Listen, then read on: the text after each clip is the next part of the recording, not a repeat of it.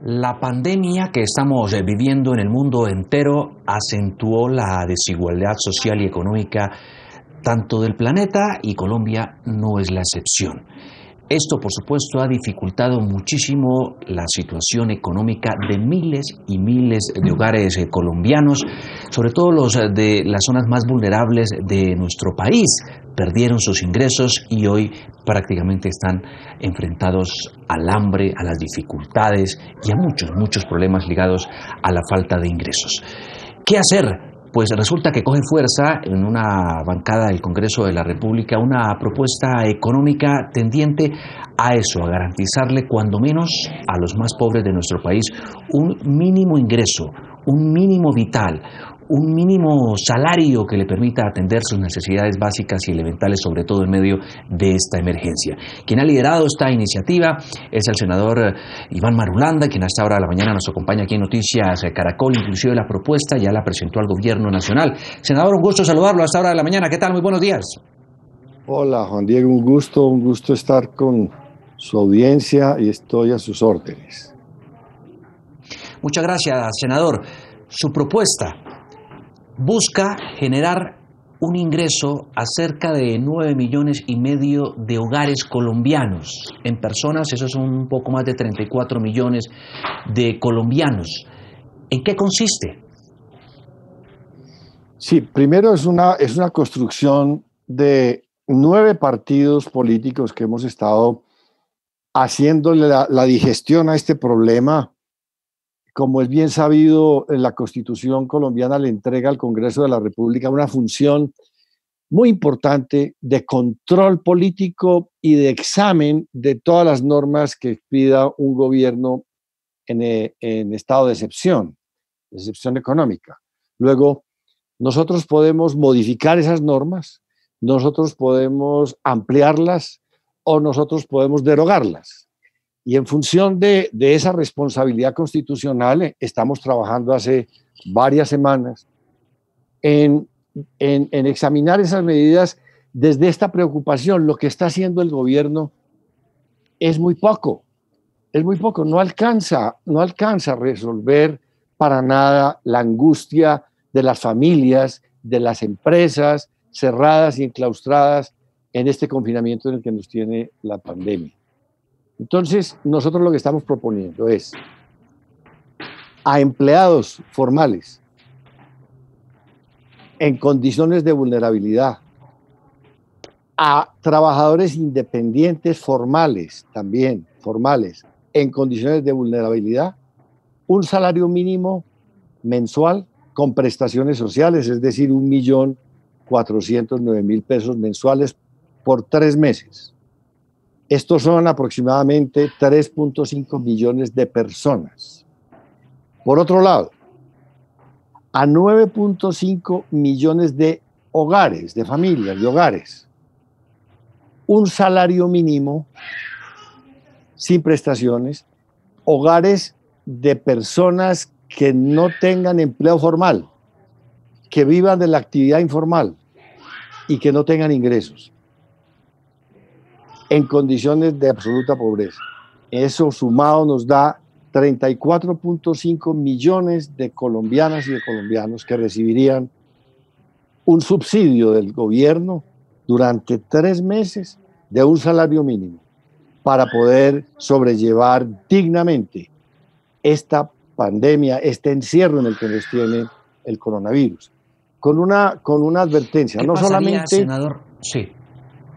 No solamente la Constitución colombiana, el Estado colombiano, la nación como concepción de nación, está fundada desde el compromiso de que tenemos que ser solidarios y de que el Estado tiene el deber de garantizarle a las personas en Colombia una vida digna. Desde esa base y desde la base de la solidaridad es que exigimos esta acción, senador, del Estado. ¿Sí? Esos 34,5 millones de colombianos equivale aproximadamente al 71% del total de la población de nuestro país. La pregunta es, ¿tenemos las fuentes económicas garantizadas para permitir que eso se dé y que se haga una realidad en Colombia? Claro que sí, Juan Diego. Eso cuesta aproximadamente este programa, que ya lo entregamos al gobierno, estamos en conversaciones con el ministro de Hacienda, él lo recibió de una manera muy positiva, lo agradeció inmensamente, nos debe hacer una contrapropuesta hoy y debemos estar este fin de semana dialogando para buscar un consenso con el gobierno alrededor de esta propuesta nuestra. Son 40.5 billones de pesos, es decir, 4 puntos del Producto Interno Bruto. Juan Diego, esto comparado con lo que están haciendo otros países, le doy unos ejemplos rápidos. Este es el 4% del Producto Interno Bruto. Perú está en el 12%. Chile está en el 8%. Países europeos están por encima del 30%. Los Estados Unidos están por encima del 15%. Colombia no va sino en el 2.9%. Esto es el 4%. Entonces, esto toma parte de lo que ya está en el presupuesto y en los planes del gobierno. Parte de trasladar del presupuesto general de la nación partidas sobre obras o gastos que en este momento no se necesitan para aplicarlos a este plan de emergencia, porque se trata de la supervivencia de la población, de los alimentos, del techo, de los servicios públicos, y para que las empresas pequeñas, medianas no se quiebren y los trabajadores independientes no se mueran de hambre. Entonces, lo que ya tiene el gobierno para los planes de subsidio, que es poco, pero hay algo. Lo que hay en presupuestos de gastos que no se necesitan. Además de eso, un impuesto, habría que poner un impuesto al patrimonio de las personas naturales, de los grandes capitales, por supuesto. Estamos hablando de patrimonios de más de 1.000 millones de pesos, hasta patrimonios infinitamente grandes que hay en Colombia, que no están tributando sino un 1% de ese patrimonio. Aplicarle una tasa entre el 1 y el 8% de ese patrimonio, según sea el tamaño y la magnitud. Los más grandes capitales que paguen el 8%. Patrimonios personales. Sí. Además, un crédito inmediato del Banco de la República para darle liquidez a este programa, porque el hambre no espera, hay que entregar esa plata ya. Eso está consagrado en el artículo 373 de la Constitución Nacional. Además, mientras ese crédito se aplica al programa, se van implementando otras medidas. El impuesto que ya le dije, el desmonte de los beneficios tributarios de esa reforma tributaria que se hizo el año pasado, esa reforma tributaria que se llamó Ley de Crecimiento, con la que no estuvimos de acuerdo, que tiene una cantidad de beneficios multimillonarios innecesarios, injustos. Desmontar esos beneficios para que el Estado pueda tomar ese dinero y aplicarlo en este programa.